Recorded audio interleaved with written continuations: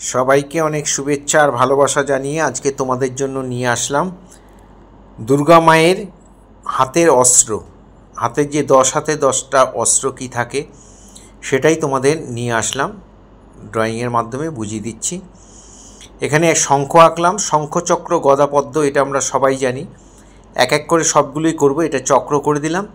কোনটা কিভাবে আঁকছি ভিডিওটা প্রথম থেকে শেষ পর্যন্ত দেখার জন্য অনুরোধ রইল। গদাটা দেখো কত সহজ করে করছি। প্রথমে গোল দিলাম, তারপরে উপরের দিকে এরকম 3টে ভাঁজ দিয়ে, নিচের দিকে 2টো ভাঁজ দিয়ে এইভাবে আমরা গদা এঁকে দিলাম। মাঝখানে 2টো দাগ দিয়ে তারপরে বিভিন্ন রকমের ডিজাইন করে দেব। তোমরা এই রকমও করতে পারো, তো অন্যরকম ডিজাইন করলেও কোনো অসুবিধা নেই।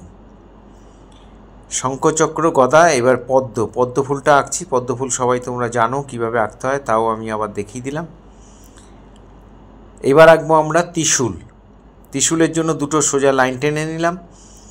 ভিডিওটা প্রথম থেকে শেষ পর্যন্ত দেখার জন্য অনুরোধ রইল। যারা ফার্স্ট টাইম আমার ভিডিও দেখছেন তাদের কাছে অনুরোধ যে আমার চ্যানেলটা সাবস্ক্রাইব করবেন, ভালো লাগলে লাইক কমেন্ট করবেন, আর বেল আইকনটা প্রেস করে রাখবেন, তাহলে ভিডিও পাঠানোর সাথে সাথে নোটিফিকেশান আপনাদের কাছে পৌঁছেই যাবে।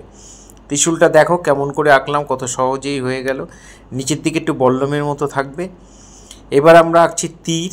তীরটা তাই এভাবে এঁকে এখানে তীরের এই ধনুকটা আঁকলাম। তীর না এটা, সরি, ধনুকটা আঁকলাম। তীরটা আমরা আঁকবো পাশে।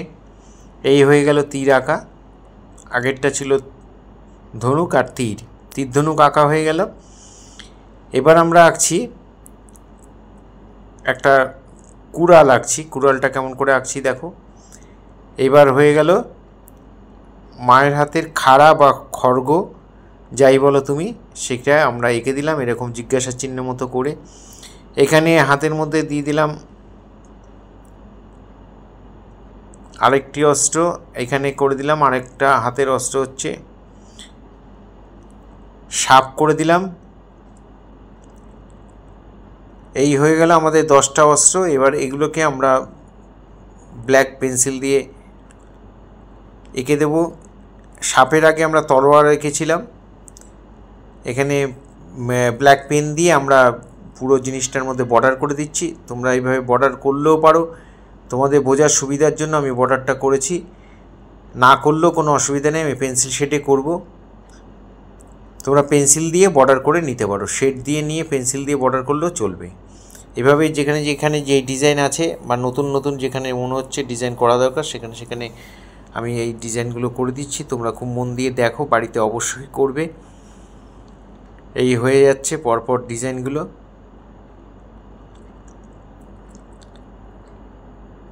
এখানে আমরা ত্রিশূলের মধ্যেও আউটলাইন দিচ্ছি। নিচের দিকে একটু বল্লমের মতো করে দিলাম। তীর ধনুকটাও আঁকছি, এটা ধনুক।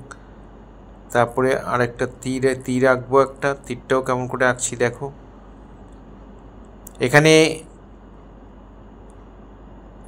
মায়ের যে খাড়াটা সেটা এঁকে এটা ডবল লাইন করে দিলাম, ভেতর দিকে দিয়ে ডবল লাইন করে দিচ্ছি। তোমরা যারা প্রতিনিয়ত আমার ভিডিও দেখো, আমার সাথে আছো, পাশে আছো, আপনারা যারা সাথে আছেন আমাকে লাইক কমেন্ট করেন, তাদের সবাইকে আবার অনেক অভিনন্দন জানাচ্ছি। আপনারা এইভাবে আমার সাথে থাকবেন, পাশে থাকবেন। সাপের গায়ে দেখো যে অনেক যে আঁশগুলো থাকে, ডিজাইনগুলো আমি এইভাবে করে দিচ্ছি, ক্রস মতো করে দিচ্ছি। একবার এই দিকে দিয়ে আবার ওই দিক দিয়ে করে মাথায় 2টো চোখ, আর এখানে ডট ডট দিয়ে দিলাম। এখানে খাড়ার মধ্যেও একটা চোখ থাকে, সেটাও এঁকে দিলাম। এবার আমরা শেড করব। শেডটা কেমন করে করছি খুব মন দিয়ে দেখো তোমরা।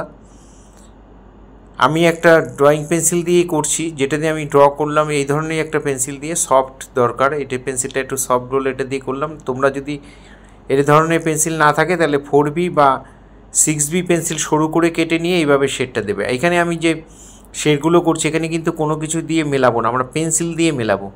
এটাই শেখার, আমরাও ছোটো থেকে ওইটাই শিখেছি যে পেন্সিল দিয়ে কীভাবে মেলাতে হয়। এমনি এয়ারবাড দিয়ে, ন্যাকড়া দিয়ে বা আরও কিছু দিয়ে যদি আমরা ঘষে ঘষে মিলিয়ে দিই সেটা অনেক সহজ পদ্ধতি। এইভাবেই শেডগুলো করতে হয়। দেখো গদার মধ্যে আমরা যে ভিতরের অংশগুলো সেগুলোকে আমরা ডিপ করে দিচ্ছি। আর বাইরের ডিজাইনগুলোকে আমরা একটু হালকা করে শেড দিচ্ছি, কখনো কখনো সাদা ছেড়ে দিচ্ছি, যেহেতু একটা পেন্সিল দিয়েই সবটা বোঝাতে হবে কোনটা কি, সেই জন্যই এগুলো ডিপ লাইটটা একটু করা কঠিন এবং খুব ভালো করে মন দিয়ে দেখলে তোমরা অনায়াসেই পারবে। পদ্মর মধ্যেও আমরা শেডটা দিয়ে দিলাম। ত্রিশূলের এই বাইরের দিকের অংশটার মধ্যে আমরা বর্ডার করে একটু ডিপ করে ভরাট করে দিচ্ছি।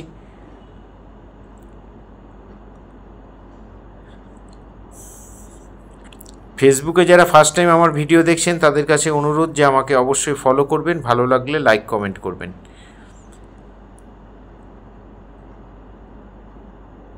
এই হয়ে গেল। এবার আমরা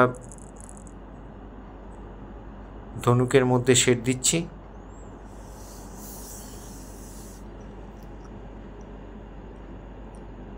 বড়রা যারা আছেন তাদের কাছে বিশেষভাবে অনুরোধ যে আপনাদের কাছে বিশেষ অনুরোধ যে আমার আঁকা শেখানো যদি ভালো লাগে, আমার ভিডিও যদি ভালো লাগে, তাহলে অবশ্যই আপনারা লাইক কমেন্ট করবেন আর আপনাদের পরিচিত ছোট ছোট ছেলেমেয়ের মধ্যে অবশ্যই শেয়ার করবেন। আমি চাই আরও বেশি সংখ্যক স্টুডেন্ট কিছু শিখুক, এটাই আমার চাওয়া, এটাই আমার আকাঙ্ক্ষা। আবার সবাইকে অনেক অভিনন্দন জানিয়ে, অনেক ভালোবাসা জানিয়ে এখানে শেষ করছি। এইভাবে আমার সাথে থাকবেন, পাশে থাকবেন।